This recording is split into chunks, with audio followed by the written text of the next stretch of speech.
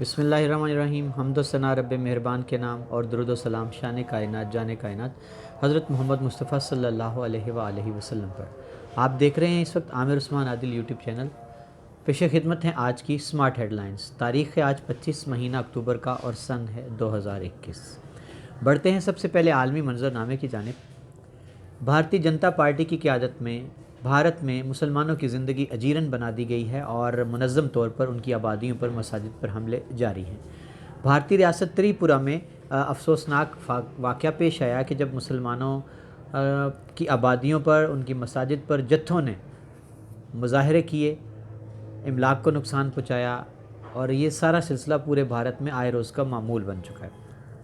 مقبوضہ کشمیر میں بھارتی مظالم کا سلسلہ آج بھی رک نہیں پایا۔ فورسز کے ہاتھوں بہت سے شہری شہید ہونے کی اطلاع ملی ہے۔ فیس بک جو تو ویسے کمیونٹی اسٹینڈرڈ کے نام پر ایک سیکنڈ نہیں لگاتا پاکستان کے صارفین کی فیس بک آئی ڈیز بلاک کرنے میں، بھارت میں جتنا مواد ہے فیس بک پر مسلمانوں کے خلاف نفرت انگیز، شر انگیز، اس کو فیس بک کی انتظامیہ ہٹانے میں ناکام رہی ہے۔ چائنا میں ایک بڑا دلچسپ واقعہ پیش آیا کہ جب ایک کروڑ پتی شخص جو ہے وہ بینک گیا اور ناراض ہو گیا، اور اس نے ناراضگی کا اظہار بڑے دلچسپ انداز سے کیا کہ اس نے اپنے اکاؤنٹ سے کروڑوں روپے نکلوائے اور بینک عملے کو کہا کہ وہ گن کر اس کو واپس کرے۔ اس کا یہ کہنا تھا کہ یہ بینک عملے کے رویے کی سزا ہے اور میں روزانہ آیا کروں گا اور روزانہ اپنے بینک سے کروڑوں روپے نکلوایا کروں گا اور ان سے گنوا کر واپس لے جاؤں گا، اور ایک دن وہ آئے گا جب میرا اکاؤنٹ خالی ہو جائے گا۔ بینک عملے کا کہنا ہے کہ اس کو ہم نے فیس ماسک لگانے کا کہا تھا۔ اس بات پر بس صاحب ناراض ہو گئے اور ناراضگی کے لیے انہوں نے غصے کے اظہار کے لیے یہ طریقہ ڈھونڈ لیا۔ بھارتی ریاست ہے اڑیسہ، وہاں ایک 17 سالہ نوجوان نے محض سمارٹ فون لینے کے لیے اپنی بیوی کو بیچ ڈالا۔ وہ ملازمت کرنے کسی اور شہر گیا ہوا تھا قصبے میں، اور اس نے ایک امیر شخص کو اپنی بیوی 55 سالہ شخص کو اپنی بیوی بیچ ڈالی، اور اس نے 1,50,60,000 روپے لیے اور جس سے اس نے کھانا کھایا اور ایک سمارٹ فون خرید لیا۔ جب وہ واپس اپنے قصبے میں پہنچا بغیر بیوی کے، لوگوں نے پوچھا بیوی کہاں ہے تو اس نے کہا کہ وہ بھاگ گئی۔ شمالی کوریا اشتعال انگیزی کر رہا ہے بیلسٹک میزائل کے تجربے سے، یہ کہنا ہے امریکہ بہادر کا۔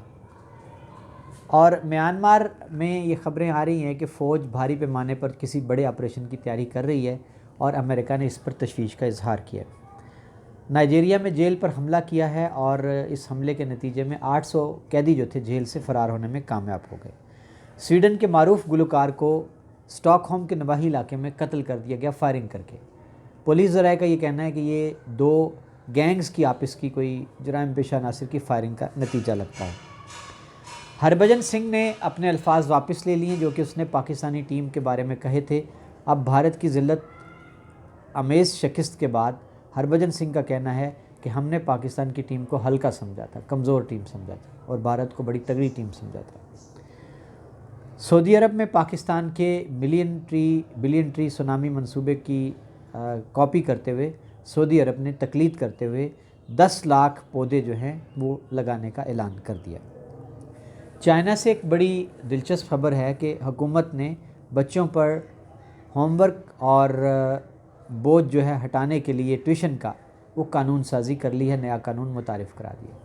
چائنا کی حکومت نے ہی بچوں کو گیمز کے نقصانات سے روکنے کے لیے قانون متعارف کروایا ہے، جس میں بچوں کو 16 سال سے کم عمر کے آن لائن گیمز پر ہفتے میں صرف 3 گھنٹے کا وقت دیا گیا ہے۔ یہ تھا آج کا عالمی منظرنامہ۔ بڑھتے ہیں قومی منظرنامے کی جانب۔ جناب، پاکستان نے کل متحدہ عرب امارات میں T20 ورلڈ کپ کے پہلے میچ میں روایتی حریف بھارت کو بڑی عبرتناک شکست دی۔ پاکستانی ٹیم نے 10 وکٹوں سے بھارت کو ہرا دیا۔ بھارت نے پہلے بیٹنگ کرتے ہوئے 152 رنز کا ہدف دیا پاکستان کو، جس کو ہماری اوپننگ جوڑی بلے باز کپتان بابر اعظم اور محمد رضوان نے پورا کر لیا۔ ناٹ آؤٹ رہے دونوں آخر تک۔ یہ ورلڈ کپ کے مقابلوں میں اب تک ورلڈ میچز میں پاکستان کی پہلی فتح ہے بھارت کے خلاف۔ اس سے پہلے پاکستان کسی بھی ورلڈ کپ کے میچ میں، چاہے وہ ون ڈے کا ہو یا T20 کا، بھارت کو اتنے بڑے مارجن سے کبھی شکست نہیں دے پایا۔ اس پر پوری پاکستانی قوم نے والہانہ طور پر اس فتح کو سیلیبریٹ کیا۔ لوگ والہانہ انداز میں سڑکوں پر نکل آئے، ڈھول کی تھاپ پر بھنگڑے ڈالے، مٹھائیاں تقسیم کی۔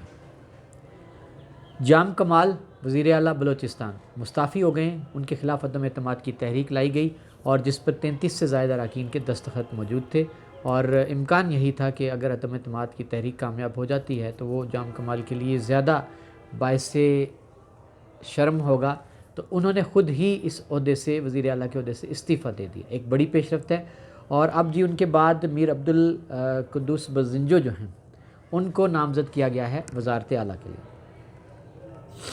شہباز شریف کا کہنا ہے کہ جلسوں میں قومی اداروں کے خلاف نعرے لگوانا ملکی سلامتی کے خلاف ہے۔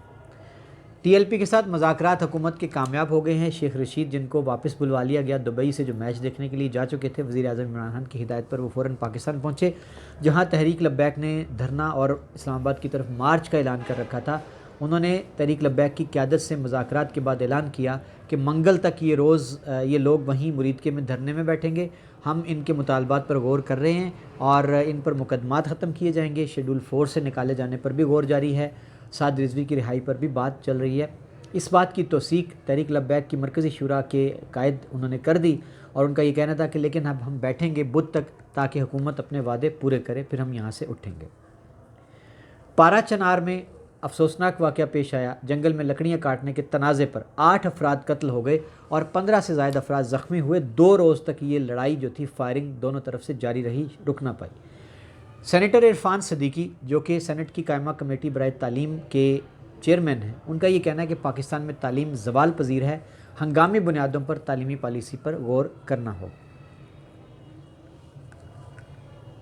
پنجاب میں جلد ہی دسمبر تک ہر شہری کے پاس صحت کارڈ ہوگا۔ یہ بڑا پیغام جو تھا اور اعلان فاروق حبیب جو کہ وفاقی وزیر ہیں ان کی جانب سے آیا ہے کہ پنجاب کے ہر شہری کو اب صحت کارڈ سے نوازا جائے گا۔ داسو ڈیم پر جی کام شروع دوبارہ کیا جا رہا ہے۔ دہشت گردی کے واقعے میں چینی انجینئرز کی ہلاکت کے بعد داسو ڈیم پر کام بند کر دیا گیا تھا، لیکن اب داسو ڈیم پر دوبارہ سے کام شروع کیا جا رہا ہے۔ چینی ماہرین آ کر اپنی ڈیوٹی سنبھال چکے ہیں۔ مریم نواز صاحبہ نے جی عمران خان کی ایک 9 سال پرانی ٹویٹ جو ہے اس کو ری ٹویٹ کر دیا، جس میں انہوں نے یہ کہا تھا کہ ملک میں تباہی مچی ہے اور وزیر اعظم عمرہ کرنے چلے گئے ہیں۔ اسی طرح انہوں نے یہ بھی کہا ہے کہ وزیر اعظم پاکستان کی اپنے وزراء کے ساتھ جو میچ دیکھنے کی تصاویر شیئر ہوئی تھیں ریاض سے، انہوں نے اس پر بھی تنقید کرتے ہوئے کہا ہے کہ ملک میں عوام جو ہے وہ بھوک اور مہنگائی سے مر رہی ہے، اور آپ دیکھ لیں کہ اگر بے ضمیری کا کوئی چہرہ ہوتا تو یہ ہوتا۔ لے جی ٹک ٹاک، اسلام آباد ہائی کورٹ کا بڑا فیصلہ آ گیا ہے کہ ٹک ٹاک بادی نظر میں اس پر جو پابندی حکومت نے لگائی ہے، اسلام آباد ہائی کورٹ کا کہنا ہے کہ یہ غیر آئینی دکھائی دیتی ہے، تو کیوں نہ اس پابندی کو ہٹا دیا جائے۔ ابھی حتمی فیصلے میں یہ دیکھا جائے گا کہ اسلام آباد ہائی کورٹ کیا فیصلہ دیتی ہے۔ لیں جی کرونا ویکسین جو ہے وہ گھر گھر لگائی جائے گی، اور اس مہم کا آغاز ضلع فیصل آباد سے آج سے کیا جا رہا ہے۔ یہ تھا قومی منظرنامہ۔ بڑھتے ہیں اپنے ضلع گجرات کی جانب۔ ملک عدنان ہیں جی جن کو گجرات میں نیا ڈی ایس پی ٹریفک تعینات کر دیا گیا ہے۔ اس سے پہلے یہ عہدہ کافی عرصے سے بغیر ڈی ایس پی کے چلایا جا رہا تھا، اور انسپیکٹر سعید وڑائچ کو قائم مقام ڈی ایس پی کا چارج دیا گیا تھا۔ ڈاکٹر طارق سلیم امیر جماعت اسلامی شمالی صوبہ پنجاب، ان کا یہ کہنا ہے کہ عالم اسلام کی حالت ابتر ہے۔ 2 ارب مسلمان ہیں پوری دنیا میں، 56 اسلامی ممالک کے 80 لاکھ افواج ہے، لیکن یہ انتہائی ذلت آمیز زندگی بسر کر رہا ہے عالم اسلام۔ پاکستان پیپلز پارٹی کے صدر ضیاء محی الدین نے مشاورت سے سٹی تنظیم کا اعلان کر دیا۔ بہت شکریہ ناظرین، یہ تھا آج کا سمارٹ ہیڈ لائنز۔ عامر عثمان عادل کو دیجیے اجازت اور اپنا بہت سا خیال رکھیے گا۔